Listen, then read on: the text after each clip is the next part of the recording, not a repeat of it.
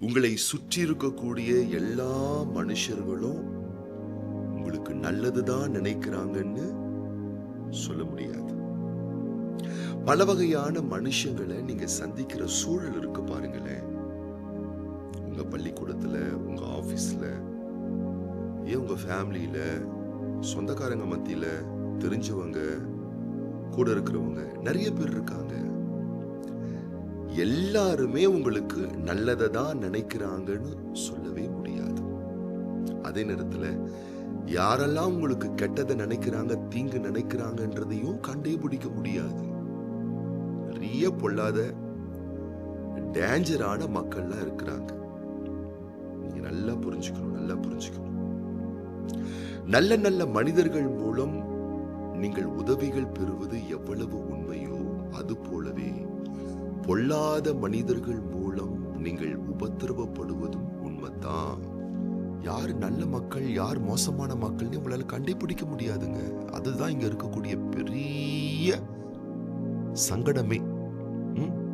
யார் உங்களுக்கு நல்லது நினைக்கிறாங்க, யார் உங்களுக்கு கேடு நினைக்கிறாங்க, யார் உங்க வெற்றிக்காக உழைக்கிறாங்க, யாரு உங்களுக்கு குழி பறிக்கிறாங்க, கண்டே நீங்க பிடிக்க முடியாது. சம்பவம்லாம் நடந்து நீங்க பாதிக்கப்பட்டு மோசமான நிலைமைக்கு போனதுக்கு அப்புறமா தான் கண்டுபிடிக்க முடியும். அதுக்கப்புறம் என்ன பண்றது? பாதிக்கப்பட்டதுக்கு அப்புறமா, சிதைக்கப்பட்டதுக்கு அப்புறமா. அப்போ நீங்க நல்லா யோசிக்கணும். இந்த உலகத்துல உங்களை நேசிக்கிறதுக்குன்னு சில பேர் இருப்பாங்க, உங்களை தாங்கிறதுக்குன்னு சில பேர் இருப்பாங்க, உங்களுக்கு உதவணும்னு சொல்லி சில பேர் இருப்பாங்க, அதே நேரத்துல உங்களை தாக்கணும்னு சொல்லி சில பேர் இருப்பாங்க, உங்களை காயப்படுத்தணும்னு சில பேர் இருப்பாங்க, உங்களுக்கு தீங்கு விளைவிக்கப்பட வேணும் என்பதிலேயே குறிக்கோளா சில பேர் இருப்பாங்க. இந்த பொல்லாத மனுஷங்க இருக்காங்க தெரியுங்களா, டேஞ்சரான மக்கள். இவங்களால என்ன தெரியுங்களா, நிறைய மோசமான விஷயங்கள்லாம் நம்ம லைஃப்ல நடக்குங்க. நம்ம நிம்மதியை குலைச்சிருவாங்க, தேவையில்லாத மன உளைச்சலுக்குள்ள நம்மளை தள்ளிடுவாங்க, மண்டை காஞ்சி போற அளவுக்கு நமக்கு ஏதாச்சும் ஒரு மென்டல் டார்ச்சர் கொடுத்துருவாங்க, மனசு உடைஞ்சு போகக்கூடிய அளவுக்கு சில மோசமான வேலையை செஞ்சிருவாங்க, நம்பி இருப்போம், நம்ப வச்சு கழுத்து அறுத்து விட்டுருவாங்க, பெரிய கண்ணிக்குள்ள நம்மளை சிக்க வைக்கக்கூடிய எல்லா வேலையும் பார்த்துருவாங்க. என்ன ஆகும் முடிவில்? நிம்மதி போயிடும், நமக்கு தூக்கம் போயிடும். இப்படிலாம் பாதிக்கப்பட்டவங்க நிறைய பேர் இருக்காங்க. பணத்தை இழந்து, நிம்மதியை இழந்து, குடும்பத்தை இழந்து, ஆரோக்கியத்தை இழந்து, கடைசியில் உயிரை இழந்தவங்களாம் நிறைய பேர் இருக்காங்க. நீங்க நல்லா புரிஞ்சுக்கணும். ஒவ்வொரு நாளும் கேடு விளைவிக்கிற, தீங்கு நினைக்கக்கூடிய பேர் நிறைய சுத்திக்கிட்டு இருக்காங்க. என்ன பண்றது? எப்படி காப்பாற்றப்படுவது? எப்படி இந்த பொல்லாத மனுஷர்களிடத்திலிருந்து நம்மையும், நம்மளுடைய ஹெல்த்தையும், வெல்த்தையும், நம்ம நல்வாழ்வையும், நம்முடைய மன சமாதானத்தையும், நம்ம ஃபேமிலி எப்படி காப்பாத்திக்கிறது? அந்த விஷயத்தை தான் இன்னைக்கு நான் உங்களுக்கு சொல்லிக் கொடுக்க போறேன். இந்த வார்த்தையை தொடர்ந்து நீங்க கேளுங்க. ரொம்ப நல்லா இருப்பீங்க, நாங்க ரொம்ப நல்லா இருப்பேன்னு சொல்லிட்டு இன்னும் பயமுறுத்துற மாதிரி வார்த்தையில நீங்க பேசிக்கிட்டு இருக்கீங்க. நீங்க கேட்கலாம், உங்களை பயமுறுத்துறதுக்காக நான் பேசல, நீங்க உங்களை பாதுகாப்பா வச்சுக்கிறதுக்காக தான் நான் பேசுறேன். ஆண்டவருடைய வார்த்தை இதற்கு தீர்வாய் இருக்கின்றது. கர்த்தருடைய குழந்தைகளே, 109ஆம் சங்கீதத்தை நீங்கள் வாசியுங்கள், முழுவதும் வாசியுங்கள். அங்கே ஒரு நல்ல நீதிமான் இருக்கின்றான். அந்த பக்தன் சொல்லுகிறான், எனக்கு தீங்கு விளைவிக்கிறார்கள், என்னை விரோதிக்கிறார்கள், என்னை பகைக்கிறார்கள், என்னை எதிர்க்கிறார்கள், மோசம் போக்குகிறார்கள், நாசப்படுத்துகிறார்கள். பெரிய லிஸ்ட். 109ஆம் சங்கீதம் நீங்க வாசித்தீங்கன்னா தெரியும். என்ன பண்ணலாம்? கேஸ் போடலாமா? சண்டை போடலாமா? ஆட்களை கூட்டி சேர்த்துக்கிட்டு போயிட்டு இன்னார் தான் பிரச்சனை பண்றாங்கன்னு சொல்லிட்டு அவங்களுக்கு எதிரா எதை நம்ம பிரச்சனை பண்ணலாமா? இதுல என்ன தெரியுமா விசேஷம்? இதுல என்ன தெரியுமா ரொம்ப ரொம்ப சங்கடமான விஷயம்? யார் நமக்கு கெட்டதை நினைக்கிறாங்களே நீங்க கண்டுபிடிக்க முடியாது. ஆமா. அப்ப எப்படி போயிட்டு நீங்க ஃபைட் பண்ணுவீங்க, கேஸ் போடுவீங்க? எப்படி நீங்க பிரச்சனை பண்ணுவீங்க? எப்படி அவங்களை நீங்க தடுப்பீங்க? சங்கீதக்காரன் என்ன செஞ்சார் தெரியுமா? நான் வாசிக்கிறேன், கொஞ்சம் கவனமா கேளுங்க. 109 சங்கீதம் 4 என் சிநேகத்துக்கு பதிலாக என்னை விரோதிக்கிறார்கள், நானோ ஜெபம் பண்ணி கொண்டிருக்கிறேன். ஜெபம் தாங்க பெஸ்ட். பகைக்கிறார்கள், எதிர்க்கிறார்கள், தீங்கு விளைவிக்கிறார்கள். நிச்சயமா அதன் மூலமா பாதிப்புகள் என்பது மாற்ற முடியாத உண்மை. எப்படி இப்படிப்பட்ட பொல்லாத மனுஷங்க கிட்ட இருந்து நம்மளை காத்துக்கிறது? என்ன பண்ணலாம்? 2 விஷயத்தால நீங்க உங்களை காப்பாத்திக்கலாம். 1 ஜெபம், 2வது 30 கர்த்தரை நான் என் வாயினால் மிகவும் துதித்து அநேகர் நடுவிலே அவரை புகழ்வேன். 2 விஷயம் தரமா பண்ணுங்க. 1 ஜெபம், 1 பிரைஸ் அண்ட் வர்ஷிப், துதி ஸ்தோத்திர ஆராதனை கீத பாடல்கள். இது 2த்தையும் செய்யாம தயவு செய்து வீட்டை விட்டு வெளியே போவாதீங்க. உங்களை பயமுறுத்துறதுக்காக நான் சொல்லல, உங்க மேல அக்கறையான ஒரு ஆவிக்குரிய அப்பாவா உங்களுடைய பாதுகாப்புக்காக நான் சொல்றேன். காலையில வாக்கிங் போற ஆளா நீங்க? ஜெபம் பண்ணாம, துதிக்காம, பிரைஸ் பண்ணாம, வர்ஷிப் பண்ணாம வெளியே போவாதீங்க. படிக்கிற பிள்ளைகளா நீங்கள்? காலேஜ் படிக்கிறீங்களா, ஸ்கூல் படிக்கிறீங்களா, வெளியே போறீங்களா? ஜெபிக்காம, துதிக்காம, பாடாம வெளியே போகாதீங்க.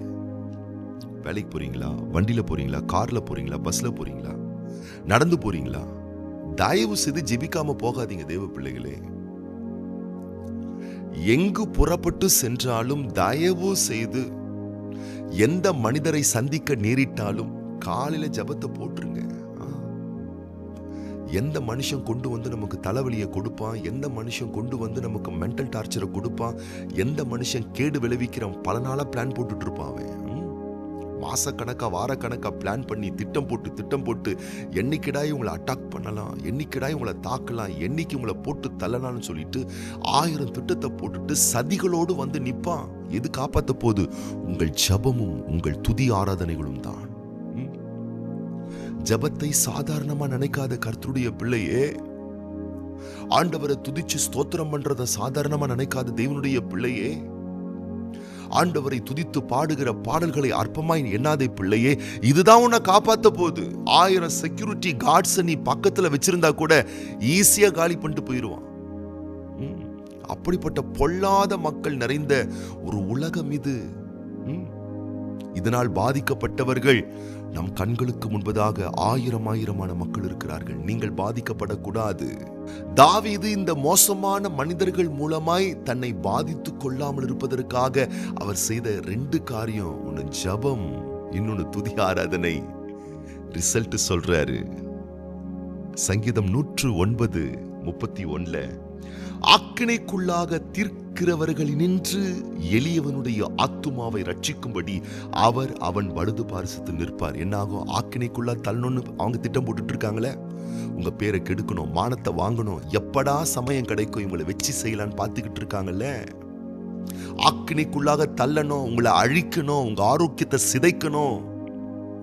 பொறாமை கொண்டு, வன்கண்கள் கொண்டு உங்கள் பிள்ளைகள் மேல், உங்கள் கணவன் மனைவி உறவை பிரிக்க பார்க்கக்கூடிய சத்துருக்கள், உங்க நல்ல நிலையிலிருந்து உங்களை கீழே தள்ள வைக்க பார்க்கக்கூடிய பிசாசின் குணம் படைத்த மோசமான மக்கள், உங்களை அழிக்க பார்க்கக்கூடிய மக்கள் 1000 பேர் இருந்தாலும் அவங்க கிட்ட இருந்து காப்பாற்றக்கூடியது நம்முடைய கர்த்தர் மட்டும்தாங்க.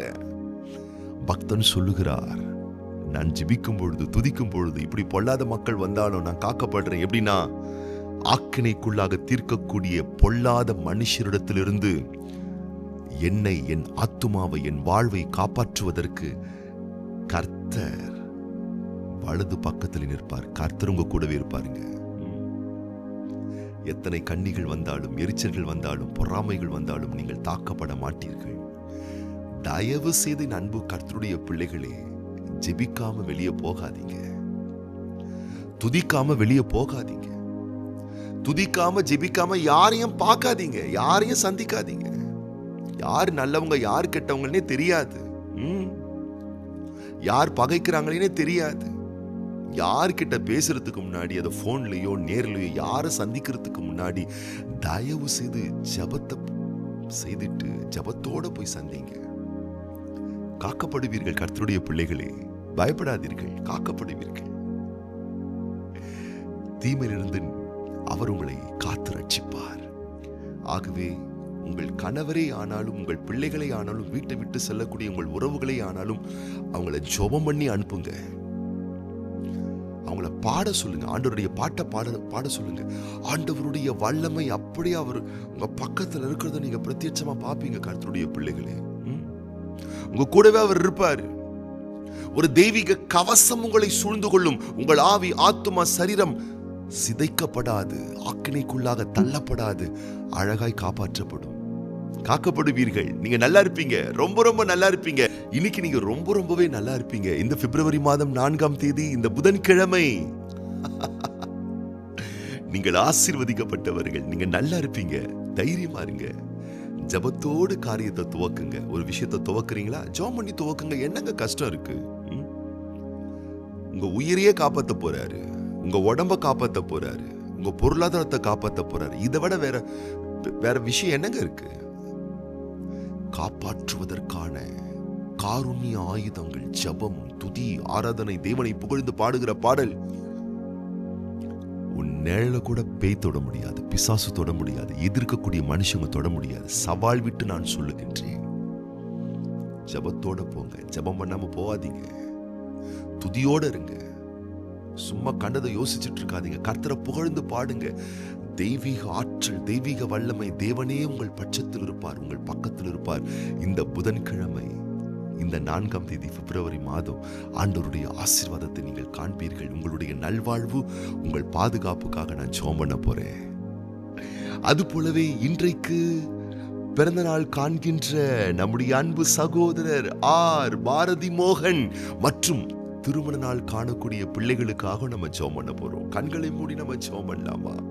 பரலோக தகப்பனே, இந்த பிப்ரவரி மாதம் 4ஆம் தேதி புதன்கிழமை இந்த காலையில இந்த வார்த்தையை கேட்டுக்கொண்டிருக்கக்கூடிய ஒவ்வொரு பிள்ளைகளுக்கும் ஒரு பெரிய பாதுகாப்பு உண்டாயிருப்பதாக, பரிபூர்ண நன்மை உண்டாயிருப்பதாக, மேலான ஆசீர்வாதம் உடைய பிள்ளைகளை சூழ்ந்து கொள்வதாக. 109ஆம் சங்கீதக்காரன் சொல்வது போல, எதிர்க்கிறவர்கள், பகைக்கிறவர்கள், ஆக்கினைக்குள்ளாக தீர்க்கிறவர்கள் 1000 பேர் இருந்தாலும் நானோ ஜெபம் பண்ணுகிறேன், நானோ தேவனை துதித்து புகழ்ந்து ஸ்தோத்தரித்து பாடுகிறேன். அழகா அவரை காப்பாத்துனீங்கப்பா. சத்துருக்கள், பகைக்கிறவர்கள், மோசமான தீங்கு இழைக்கக்கூடிய மக்கள், இவர்களுடைய பிடியிலிருந்து ஜெபிக்கிறவர்களையும் ஆராதிக்கிறவர்களையும் நீர் காப்பாற்றுகிற தேவன் அல்லவா? இன்றைக்கும் ஆண்டவரே, உம்முடைய பிள்ளைகளுக்கு ஒரு விழிப்புணர்வு உண்டாகும்படி கர்த்தர் செய்வீராக. ஜெபிக்காம நாங்க எங்கேயும் போக மாட்டோம், துதிக்காம ஆராதிக்காம வெளியே போக மாட்டோம், ஜெபிக்காம துதிக்காம யாரையும் நாங்க சந்திக்க மாட்டோம், ஜெபிக்காம துதிக்காம யாருக்கிட்டையும் நாங்க பேச மாட்டோம். அந்த ஒரு அற்புதமான ஆவிக்குரிய அனுபவம் உம்முடைய பிள்ளைகளுக்கு சொந்தமாவதாக. கிருபை, சமாதானம், பிரசன்னம் உடைய பிள்ளைகளை சூழ்ந்து கொள்ளட்டும். இன்றைக்கு திருமண ஆண்டுகள், பிறந்த நாட்கள் காண்கின்ற பிள்ளைகளுக்காக நாங்கள் ஜெபிக்கின்றோம்.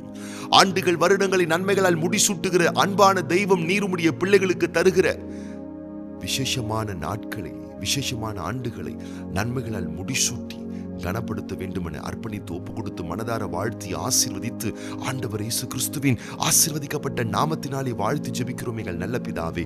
ஆமேன். இன்னைக்கு நீங்க ரொம்ப நல்லா இருப்பீங்க.